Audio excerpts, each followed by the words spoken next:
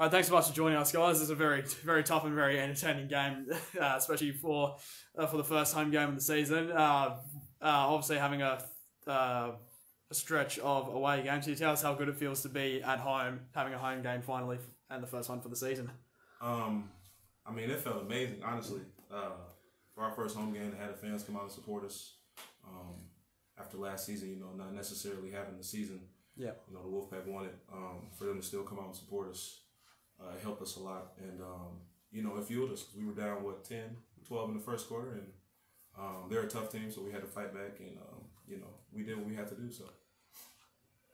And this is a fun atmosphere as well. I think there was a lot of energy in the building. The fans were great, but just the whole atmosphere and the Wolfpack family and the lights and everything to start. There's just a lot of excitement in the building, and it's great to see the fans coming out. I mean, the bleachers were absolutely packed. They were rattling when things went well for us. It was rattling. So it was great to see that many fans out and supporting. What was your message in the first period when Perry Lakes got that huge run on that? They come out full of run, and you managed to work yourselves back in the game after that? The biggest thing is we said we had to play defense like it matters. Every possession absolutely matters. I thought we let the game be a little bit loose in the first half. They kind of got out in transition and had some free-flowing, easy ones. We said we just have to clamp down, and if we wait much longer, we're not going to have a chance. So we were able to turn it around on the defensive end first, and then that got us the ability to kind of get out and run and get some easy shots ourselves and get ourselves going on the offensive end. So obviously this round being the Cancer Awareness round and also the Anzac Day round, can you, from both coaching and from a playing perspective, what does this round and how significant is this round to some of the players in the group? Yeah, so we, with Dave, obviously is just such a valued member of our Wolfpack community. I mean, he's always around it at domestic competitions and everything. And so to have the Shield representing him and to be able to go out and play and honor that is really special. And the Anzac Day one, CJ, obviously both of us are Americans, so it's a little bit new to us. We've been out in Australia, both of us, for a few years. I've come to love it, just the level of tradition and respect that Australia shows on Anzac Day.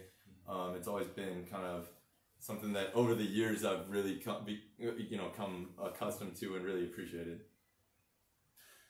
Second period, Julian Passava just absolutely shot the lights out. Thoughts on that? I mean, once I noticed he made a couple. I think I hit him on a pass semi-transition.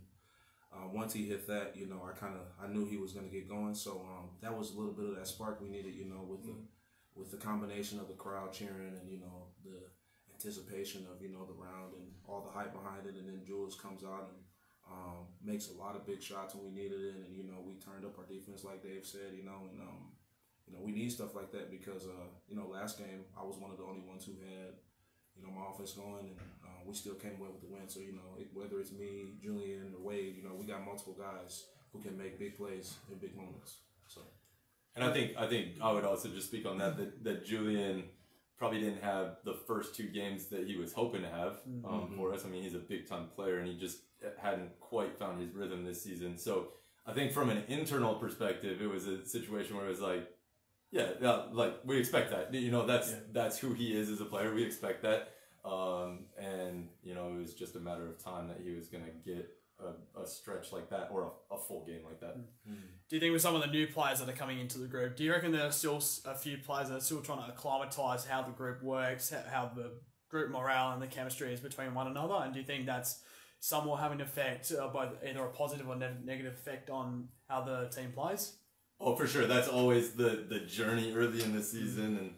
And, you have your trial games before season, but then I think we had 3 trial games that got canceled for COVID reasons, people isolating and stuff. So we had this new group that hadn't hardly played anybody going into round 1. And you certainly saw a bit of that. Even tonight, like there's still a lot of things for us to work through and get better at and feel each other where we are on the floor and how to feed each other. So You know, that's definitely part of the challenge versus teams that have played together as a core for 5 years.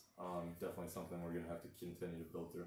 And obviously, still staying on that subject of COVID and the challenge that it brings, do you think some of the younger signings, say Luca O'Brien or Ben Gill, them coming up from what was D League and now it's been called Wobble Championship, I believe, do you think some of those younger players will be ready to step up when the time comes for them?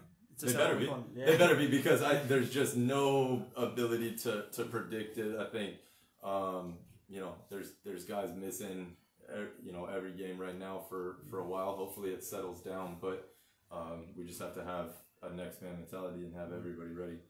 And do you think there might be also a chance to bring a few players up from D League to give them NBL1 contracts, or is it just a case by case basis? Yeah, a case by case basis if we need to, and we kind of have contingency plans already. Like, guys know if they're sort of in that alternate group and are ready to go and fill the 12-man roster as needed. And you know, I think CJ could speak to their practice and competing and getting the guys better and getting ready every day, right? Yeah, definitely. Yeah, and just on the game, so were there any lessons that you've learned from the last 3 games coming into this game and going forward? What are some of the lessons that you guys have learned, both offensively and defensively, in terms of how you guys need to play, how you need to adjust to different teams' playing levels, etc., etc.? Well, you know, we just our coach has just been preaching to play hard on defense, regardless, you know, time score, whatever. So it looks like and it feels like when we play hard on defense, a lot of stuff takes care of itself. So you know, obviously our offense isn't going to be the best this April. Yeah, we got till September to get it how we want to get it, but it's gradually getting better, and when we get the ball moving and flowing, we look really good. So it's exciting to see and to feel like what it can be. So, and CJ, really enjoyed your combination with Jonathan Wade. I like to call it the 1-2 tap when you go to the basket. So you're working quite well with him. Yeah. Wade was one of the first guys I worked out when I first came to Perth. Great guy. We were roommates for a little bit, and yeah, he's really good at cutting, and I like to find my passes, and I also like to cut myself, so it's easy to play with a guy like that. Yeah. So.